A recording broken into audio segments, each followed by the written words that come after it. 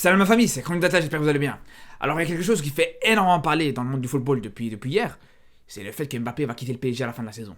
Mais surtout, c'est le fait qu'il va quitter le PSG pour aller au Real Madrid. Et je vous dis la vérité, moi cette histoire elle me plaît pas du tout. Déjà qu'actuellement, le Barça ils sont dans une situation qui est catastrophique, on va pas se mentir. Que ce soit au niveau des résultats, que ce soit au niveau du jeu proposé, que ce soit à tous les niveaux. Même au niveau médical, même au niveau du staff médical, actuellement c'est catastrophique au Barça. Je vous dis, sur tous les points c'est très mauvais. Et là, je vous dis, avec la signature de Mbappé au Real Madrid la saison prochaine, ça va être encore pire. Vraiment, ça va être encore pire. Pour moi, le fait qu'Mbappé va aller au Real gratuitement, je vous dis, c'est quelque chose qui va complètement enterrer le Barça. Je sais pas si vous en rendez compte. Là, actuellement, le Barça, là, ils sont avec un genou au sol. Bon, ils survivent.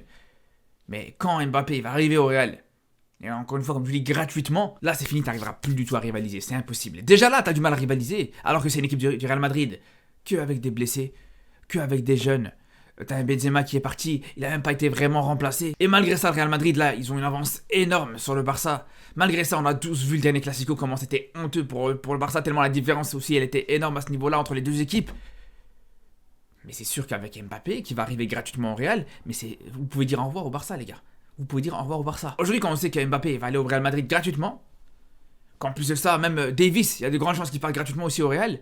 Donc ça veut dire que là, t'as deux joueurs quasiment les meilleurs à leur poste actuellement, que tu vas avoir gratuitement, donc ils vont même pas faire de sacrifices financiers pour les acheter.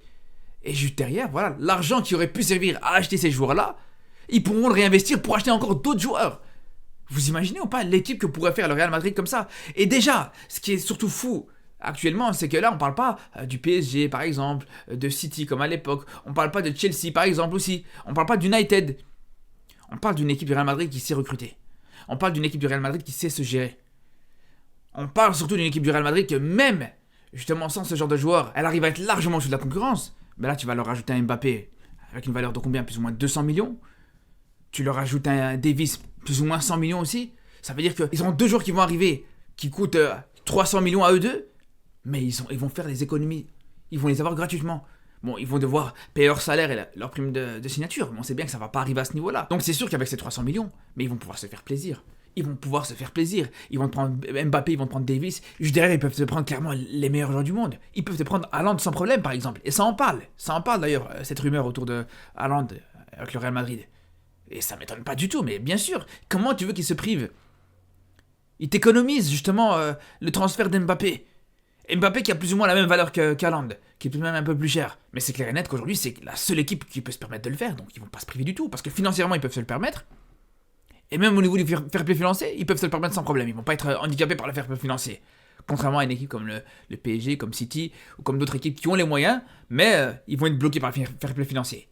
Là, ils auront aucun problème avec le fair play financier, vu que Mbappé vient gratuitement. Ils pourront te faire une équipe de fous, les gars. Une équipe qui va non seulement surfer sur l'Espagne, c'est sûr et certain, une équipe qui va se balader dans chaque classico, ça on peut être sûr aussi, mais surtout qui va surfer sur l'Europe. Aujourd'hui, tu pourras plus concurrencer avec ça.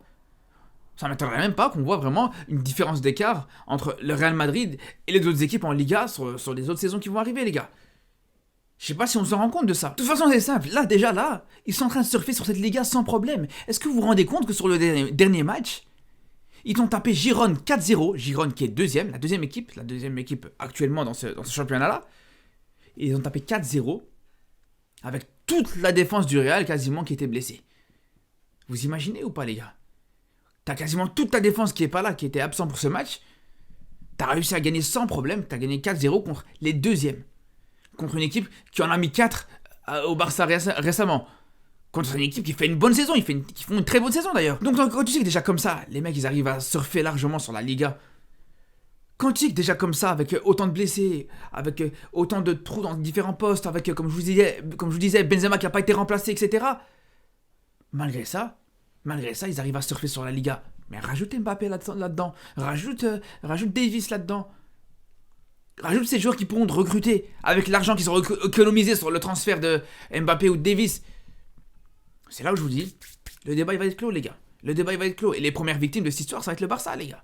Ça va être le Barça, parce que là, clairement, on sait très bien. Pendant que le Real Madrid, eux, ils vont te ramener Mbappé et Davis, et ils seront malgré ça en bénéf financièrement. Et que nous, on est endettés, dites-vous. Parce qu'on a été recruté des joueurs comme Rafinha, Ferran Torres, De Jong, Kessié, bref, tous ces joueurs-là, qui ont fait qu'aujourd'hui, voilà, financièrement, t'as été complètement plombé. Il faut le dire. Déjà là, à la fin de la saison, on sait même pas comment on va réussir à s'en sortir. Parce qu'aujourd'hui, les meilleurs joueurs, en tout cas des joueurs qui n'apportent satisfaction sur cette saison, c'est des joueurs comme Joao Cancelo. Joao Cancelo, il est bien gentil, il est vraiment très bon depuis le début de la saison, il n'y a pas de problème là-dessus. Mais le mec, il t'appartient pas. Il appartient à City aujourd'hui. Est-ce que City va vouloir le lâcher? Est-ce que le Barça va pouvoir l'acheter déjà? Ça, c'est une première chose. Deuxième chose, même Joao Félix, c'est la même chose.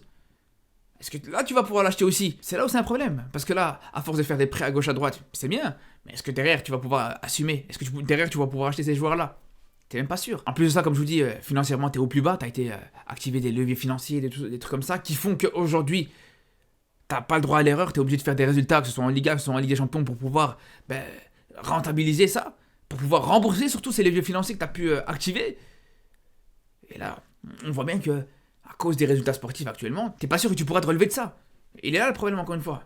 Parce que si la semaine prochaine tu sors en huitième de finale contre Naples, après être sorti en phase de poule la saison dernière, que ce soit en Ligue des Champions, ou même été sorti en 16ème de finale contre United en Europa League, mais c'est clair que c'est pas avec ce genre de résultats que tu pourras attendre quoi que ce soit, faut le dire. Parce que là, aujourd'hui, tu es dépendant, justement, des bons résultats pour pouvoir rembourser les leviers financiers que tu as pu activer. Et quand tu sais, quand on en revient au Real Madrid, que juste derrière, tu as une équipe du Real Madrid qui va complètement noyer cette concurrence, que tu ne pourras plus concurrencer cette équipe du Real Madrid en Liga, faut le dire, les gars, au bout d'un moment, faut dire les termes.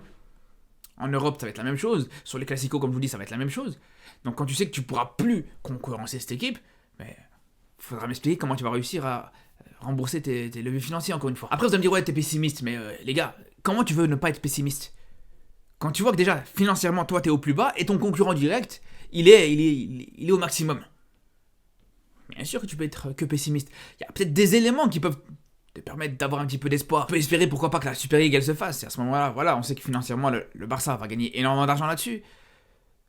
On peut espérer, par exemple, aussi que certains joueurs de la Masia se révèlent et arrivent à porter cette équipe, comme souvent. On peut espérer, soit que Xavi arrive à se transcender, que Xavi arrive à vraiment, enfin, montrer que c'est un coach qui peut tirer le meilleur de cette équipe et qui peut enfin proposer du beau jeu, des résultats, etc. Ou alors au pire des cas, on peut espérer que le successeur de Xavi soit une révélation totale. Là actuellement, c'est que des suppositions. Je vois pas comment Xavi, d'un moment à l'autre, il pourrait se transformer en Guardiola, en Cruyff ou en quoi que ce soit d'autre. Personnellement, j'ai du mal à y croire. Mais bon, donc on verra, mais personnellement, comme je vous dis, moi, je suis vraiment, mais alors là, mais vraiment pas optimiste sur l'avenir du Barça. Alors bien sûr, on va toujours soutenir cette équipe du Barça, on va toujours continuer à les supporter. Mais vous attendez pas à me voir heureux, à me voir optimiste. Ah, c'est magnifique, tout est beau, tout est rose. Soyez pas surpris si vous me voyez aigri aujourd'hui quand je parle du Barça. Tu peux être que aigri aujourd'hui.